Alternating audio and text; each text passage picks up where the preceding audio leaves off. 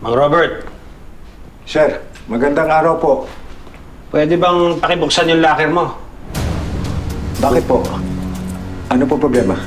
Mang Robert, kung tatanggi ka, kami na mismo magbubukas niyan. Nagde-delay tactic lang yan, Dad. Pabuksan mo na yan. Sir, ano po bang problema?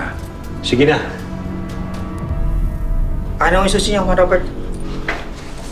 Sige na ho, bigyan niyo na sa akin. Sir, ano po bang problema? Pwersahin mo na! Ayos mo na, Mang Robert!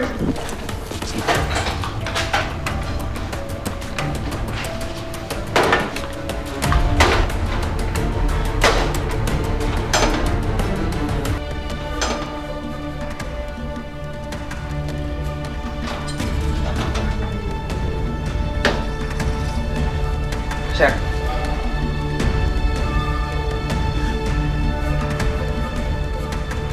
Hindi po akin to.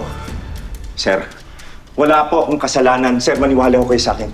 30 taon po ako naninilbihin dito sa school. Hindi ko pwedeng... Wala po akong nagagawang masama kahit kailan po. Yun na nga eh. Kung kailan magre-retiro ka na, saka pa nagkaganyan. Sir, maniwala po kayo sa akin. Siguro kasi iniisip niyang walang magsususpecha sa kanya. Kaya safe siyang gumawa ng kalokohan. Oliver, nandun kayo ni Sir. Sir, maniwala po kayo sa akin.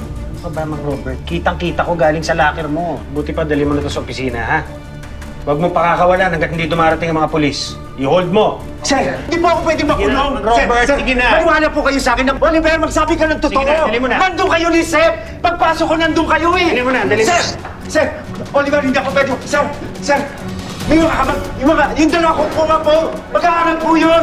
Magkukuleyo po yun. Castro, ano ba kayo? Maniwala kayo sa akin.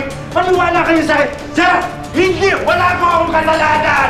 Oliver, sabihin mo ang totoo. Sir, Damage control.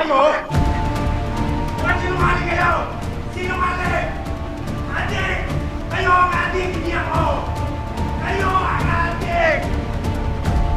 Kawawa naman si Mang Robert. Inaresto na lang nila ng ganun-ganun lang. Mabait pa naman yung matanda.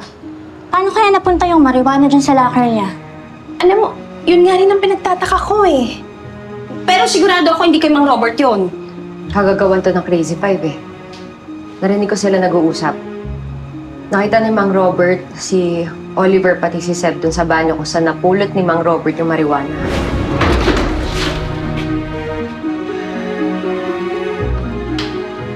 Harang-harang ka kasi!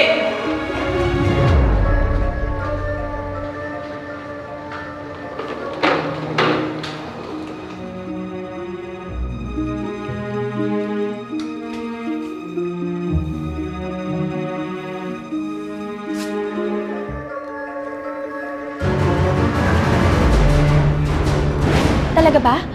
Naku, Amira, kailangan malaman ni Sir Theodore to. Kung hindi pwede. Wala tayong ebidensya. Pero friendship, hindi naman natin pwedeng pabayaan ng basta-basta si Mang Robert. Total, invisible naman tayo sa kanila. Gamitin natin yun para makakuha tayo ng ebidensya.